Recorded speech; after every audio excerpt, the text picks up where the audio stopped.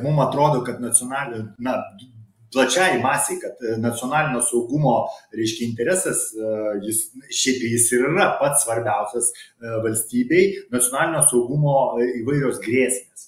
Tačiau jeigu tu pasigilini, pagal ką tos grėsmės nustatomos, tai va būtent nacionalinio saugumo strategija yra, reiškia, ir pagrindų įstatymas, kuris nustato, kad, reiškia, ta nacionalinė saugumo strategija tai nėra kažkokia Biblija, tai nėra kažkoks tai konstitucija ar ten kažkokio tipo. Tai yra keičiamas dalykas, keičiamas teisės aktas. Ir jį galima pakeisti ir jis bet kuriuo atveju turi būti keičiamas kas 5 metus. Jis turi būti koreguojamas, turi būti tobulinamas, turi būti, reiškia, atliekami visi šitie veiksmai. Bet mums pasakoma, kad štai jeigu tu pasakai kažką tai prieš eidamas į Seimą, eidamas, reiškia, duodamas į prezidentų, sakykime, kandidatuodamas į prezidentus, tai iš kokios tu pozicijos daugiau turi kelt klausimus apie nacionalinį saugumą, jeigu ne iš tos, kaip tu kandidatuoji į prezidentus arba kandidatuoji į Seimo, reiškia, į Seimo narius. Tai iš kokios daugiau pozicijos? Tai tik tai iš šitų pozicijų tu gali, reiškia, kelt šitos klausimus. Ir mes juos keliam. Tačiau mes už tą kėlimą daugumo žurnalistų, LRT ir visų kitų, reiškia, sakykime taip, kaltinami, kad mes kenkiam nacionaliniam saugumui. Bet jūs tik keliat klausimą. Jūs keliat klausimą. Jūs pats pasakėt, kad jūs nesat nei prorusiški, nei prokremliški. Nes pats Eduardas Vaitkus pasako, man Lietuva yra pati svarbiausia tauta.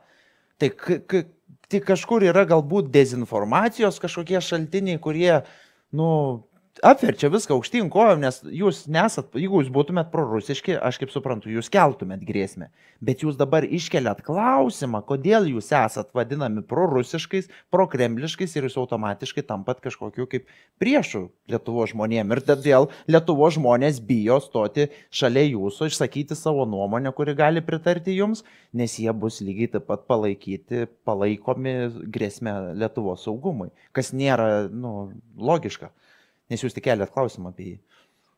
Augustai, žiūrėkit, čia yra paprastas, sakykime taip, paprastas, bet, reiškia, labai įsisenėjusi problema, kad pas mus visuomenėje, reiškia, yra, reiškia, įprasta jau, kad vyksta yra cenzūravimas kitos nuomonės ir, reiškia, mes per tai dabar einame jau.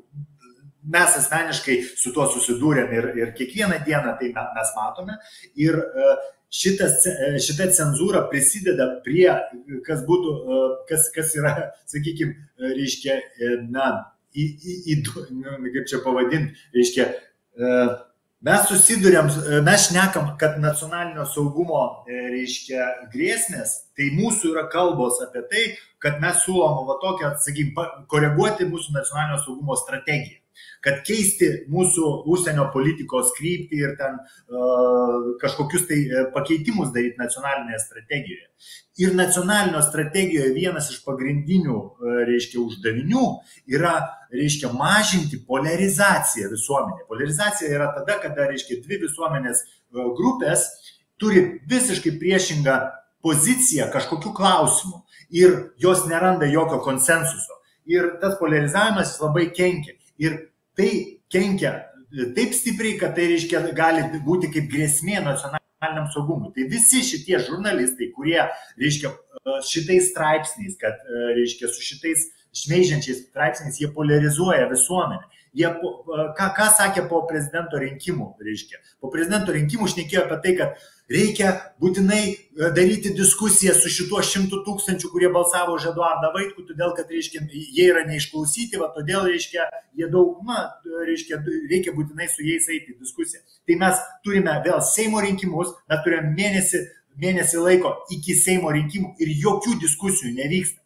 Tai, o klausimų yra, reiškia, aibė. Ir dabar gaunas tik tai etikečių klijavimas ir daugiau, reiškia, nieko.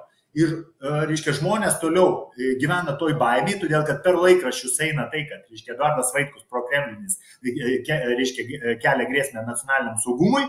Visi, kas su juo dirba, sąrašas visas, kuris eina į Seimą, juos reikia į kalėjimą sodinti, nes jie lygiai tokie patys, reiškia, ir kiti žmonės, kurie tai mato, jeigu jie mato, kad reiškia, kad šitie žmonės, reiškia, jie tik tai už tai, kad, reiškia, jie palaiko Eduardą Vaitkų ir turi savo, reiškia, nuomonę, jie yra grėsmė nacionaliniam saugumui, tai reiškia, sukūriamas pats baisiausias, aš manau, dalykas visuomenėje, kad žmonės bijo sakyti, kas yra pas juos viduje.